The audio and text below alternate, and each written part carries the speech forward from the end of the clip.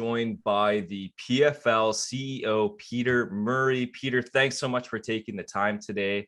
And first question I got for you. Now, the 2021 season just ended for the PFL. If you could associate a grade with this season, what grade would you give it? Oh, we got an A. Absolutely an A. The 2021 season, I'm not going to say A plus, but it was an A. It was our best season so far. Each season, obviously, really contributed towards, over the last 4 years, our 3 seasons, contributed toward developing the league into what it is today. But this season in particular, high grade, related to number one, the roster, returning champions, some of our top ranked contenders, so to speak, who Ray Cepho and the team retained, combined with the new athletes coming into the mix, from Rory McDonald to Anthony Pettis to Fabrizio Verdum and many others. And I think, it was certainly in the regular season, it was all about upsets in many ways. I think some of the new talent coming into the league, in particular those former champions and so-called stars, of course stars, were really challenged with for real competition. And I think that was the message, to the marketplace of fighters. I mean, the PFL has some of the best talent in the world in each of our weight classes. So I think it was a bit of a wake-up call. Now, would you say, so that's a really good point. So, you had stars in this, like you said, like Rory McDonald and Anthony Pettis, Pettis, a former UFC champion, McDonald, big name coming out of Canada, but also was a big name in the UFC for a while. And they didn't, perform in the tournament like many would have thought they would have. Now, would you say that this is something maybe that needed to happen for PFL in a way to show that, like, yeah, we got legitimate talent over here and we're beating these, guys, these stars that are coming in that people think are going to be running house? Yeah, I mean, that was the exciting part in that, again, our athletes have to prove they have what it takes to get through a format like the PFLs, where, through the championship over 7 months, you have to fight, win in advance, 4 times, to be champion. It is one of the most challenging, I believe, pursuits, in the sport today, with a roster that, like, once again, some of the best athletes in the world. And so, like I said, I think it was very telling. It was a wake-up call. But the exciting thing is, or maybe I'll just stay on the season last year and how things culminated. And Ray Cooper, after he became, sort of champion, right, 2-time champion now in welterweight, there was a comment in the media, something about Ray Cooper has outgrown the PFL. And, the way Ray looks at it as one of the best welterweights in the game, and the way the PFL, looks at that is, bring it on. Talent attracts talent. And the PFL has some of the best talent in the world. And so we retain roughly 60% of the athletes each season, the top performers, obviously the champions, the athletes that got into the postseason, and others who've shown us, Ray Cepho, that, they can be champion with more time and another crack, so to speak, at the next season. But 40% of that roster is turned over. So the point that, Ray Cooper said, like, he basically said to the world, bring it on. And for those who want to step up to the PFL, you know who we are, where we are. And in Ray's case, he's kind of holding it up saying, bring it on. And so that's what this is about, meaning the PFL. That's what we're building. And that's the attitude that our athletes have. Okay, so with that attitude, Peter, now, as I'm sure you know, yesterday news broke that UFC fighter Kevin Lee was released from the promotion. Kevin Lee is a big name in the sport. Is that somebody that you're looking to speak with, We're potentially sign? excited about Kevin Lee. Obviously, those conversations are happening real time. Real time. So you've already reached out to the team. Did you kind of have an idea this was happening, or was it last night or yesterday when you heard the news? All I can tell you is we're excited about Kevin Lee, and we think the PFL would be a fantastic next chapter for him. Okay, and then something you mentioned a little earlier, Peter, about the schedule. So, for example, Ray Cooper III had to win 4 fights to get that $1 million check, right? Within, I think, 6 to 7 months. Now, Correct. That's an obviously very intense schedule for a fighter who typically in a good year fights 3 times or 4 times in a year. Do you ever have backstage conversations with fighters or staff about how intense this the schedule is for fighters?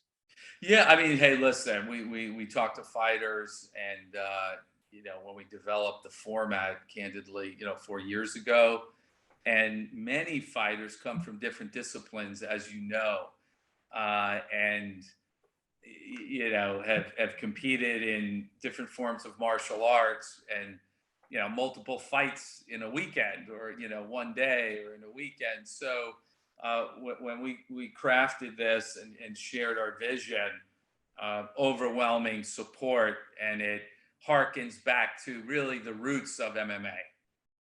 Now you're looking ahead toward 2022. What can you tell us, Peter, about your season 2022? Very excited. 2022 is all about providing MMA fans around the world with an expanded calendar of differentiated live events.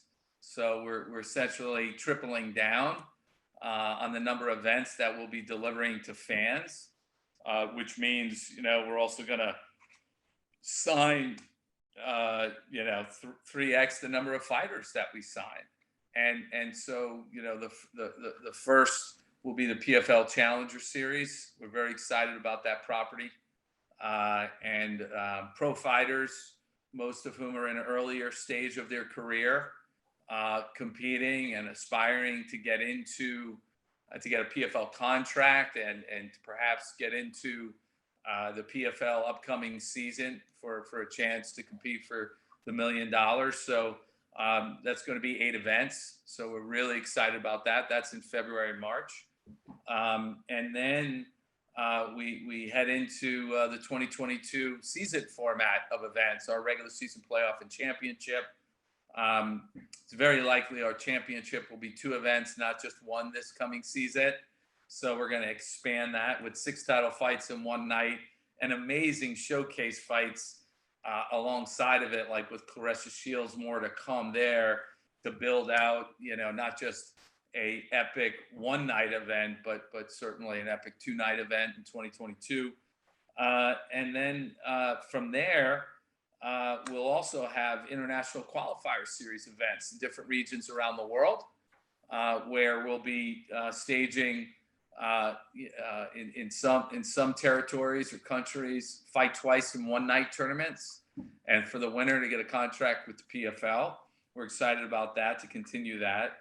And then in addition, we're going to launch pay-per-view as a company, as a league in 2022. So that's a big step for us, and we're all very excited about it. So with the pay-per-view idea, would that be something where you put maybe the finals on for doing this 2-day event, maybe do 2 days on pay-per-view, or 1 day free, 1 day pay-per-view? Is that kind of... Yeah, I mean, we haven't finalized those details, but it's conceivable that the championship on some level will become a pay-per-view experience. And we'll also be launching other pay-per-view outside of our season format with super fights. So, more to come on that. And, we have the talent within the PFL today with some really interesting potential matchups that we believe we can put together. And there are other amazing, iconic fighters who want to come over to the PFL and fight under our banner and do super fights. So, we're in the process of further developing that. Can you give us an example of one of these iconic fighters that want to come over? Well, listen, maybe a fight that, hey, it's been talked about. Fans want it. We want it. I mean, Kayla Harrison against Cyborg, that's an amazing fight that, I'm confident we will be able to figure out and make happen. And, it's going to come down to the two athletes, but, the two organizations coming together and making it happen. So, we make things happen at the PFL. Kayla's been out there and she's certainly up for that. I believe Cyborg is. And so, it's something that we're spending time on and we'd like to see make happen. But there are other fights, super fights, and there's other major fighters who want to come over and mix it up. And we're excited about that. Yeah. So Peter, you're one of the guys that has been very vocal about doing cross promotion fights. Like you're definitely, it sounds like you're absolutely up for it. What's this conversation like you'd have with Bellator then? And then also, I guess, Kayla Harrison is a free agent right now. No, she's not. Yeah. I mean, Kayla's deal's not up with us just yet, and she's not into free agencies. A lot of conversation, a lot of interest, a lot of chatter. Listen, we're very proud of what the PFL has accomplished in less than 4 years. Kayla's been on that journey with us from day one, and under Ray Sefo, and obviously Kayla's exceptional team at ATT.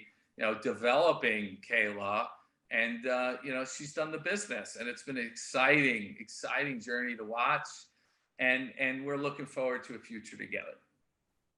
Okay, so when you say that she's not a free agent, do you mean that like because she's the champion, she's got clauses in her contract, or just something that you guys have, the relationship that you've built, you're confident? At this particular day, at this point in time, she's not technically a free agent. If you had to, now obviously I do agree that Kayla Harrison versus Cyborg is one of the biggest fights you can do in combat sports right now. Absolutely. Now for you, Peter, as a fight fan, is there another fight that you look at that maybe you could cross over with the UFC or Bellator, or even maybe in-house with the PFL that you could put together that you think would headline a pay-per-view? Listen, I think that's probably a question for Ray Sefo, and we do have a number of fights and matchups, whether it's, there's a few on the whiteboard that Ray is sketching out that I think fans would like to see, whether they be rematches or, epic fights that have occurred. I mean, Rory McDonald's had some amazing fights in his career. And, perhaps there's a follow-on, to some of his most epic fights in history. But, and there's other concepts, that we're certainly toying with and that we think could be fun, on super fight cards. But like those cards, what they'll be about is, of course, there's going to be some big matchups and co-main events. And then, for us, the undercard will be a number of like major showcase fights. Not like, I don't even like the term undercard. It's inferior. And it should be a whole night of exciting fights and fighters. And so while we may have co-main events, our undercard, the way it'll be curated, combination of crossover fights, other major, fights that fans want to see. So, that's what we're focused on. I can't share a lot of details now, and it's not me, avoiding the question. It's, we got a number of scenarios that are in the works, and we're not there yet to, share those details as we planning to launch it. Okay, well, one thing that the PFL uses that other promotions don't is what you call the smart cage. And it's, what's nice about watching the PFL broadcast for some is that you can see live updates of statistics like significant strikes landed, for example. Now, can you explain the smart cage that you guys use? Like, how does it Yeah, work? absolutely. I mean, certainly we use it, but we created it. Yeah, yeah. And so, for us, our the way we look at the sport, I mean, our mission is to reimagine and grow the sport. Simple. And, we're really passionate about that. There's more room for more than one leader. Fans around the world are over 550 million fans, 80% outside the US. They want access. They're underserved and they want access to more quality MMA. So, we looked at the space and we just said that, if we're going to launch a product and we're going to be successful in this sport, number one, you got to have great fighters, great fights. It has to be premium. But, we're leading with innovation and our product's differentiated. And the three differentiators, Stephen, we talk about, one is the format, two is technology, how we advance the sport, leveraging technology, and three is storytelling. And on technology and the smart cage, for us, the presentation, there's been no innovation in the sport since we launched. Zero. If you could point to some innovation prior to the PFL launching, I'd certainly like to hear it, but we looked at it as students of business and sports. We're like, what does this fan want? What does this athlete or athletes, what do they deserve? And, to grow the sport, you got to lead with the athletes and the experience for fans. How do we put context on the competition, on the actual fights, for the athletes? And we just came to the smart cage, meaning let's measure real time, athlete performance, fighter analytics, fight data that helps tell a story. The context on the fighter or the fighters, on the fights, as well as provide a more immersive experience for fans leveraging data. And so, that was really the impetus of the smart cage. And there's a lot of low-hanging fruit. I mean, tennis is measuring tennis balls going over, a net. And, baseball, you got pitch speed. And we quickly came to, how fast are these fighters throwing? And why isn't anyone measuring speed? And what would that tell us? So, we created a proprietary chip on every fighter, every fight. It's embedded in a glove. We now own and deliver, punch speed. And then we followed that up in 2021 with kick speed. No one's ever done it in combat, mixed martial arts or MMA. And, candidly, we hired some really, really smart students from MIT and put them together with production experts and camera technology. And we came up with the formula to measure speed. We tested it. We retested it. We worked through kinks real time. And I'm not saying it's perfected, but we rolled it out this year. It works. And we're excited to continue to roll out not only punch speed, but also kick speed, next season. And then where it really gets interesting is biometric data. So, we have the PFL lab that we're developing how we would introduce and integrate heart rate real time into the sport and into fight action. Same thing with calories burned. So when you hear, a fighter's gassed, and sure, you see a lot of that in the fight and how things have transpired, but don't just tell me, show me. How much gas has a fighter actually, energy that's been, used, and how that compares to the other fighter. I think that's super interesting. This year we rolled out also the damage meter, damage inflicted, damage absorbed, and what does that tell the viewer? So, we're having fun with it. We're gamifying it, but it's not innovation or integration for, of technology, just to do it. It really, in our view, will this enable us to advance the sport? Will this enable us to put some context on, what incredible fighters and what's going down in a fight?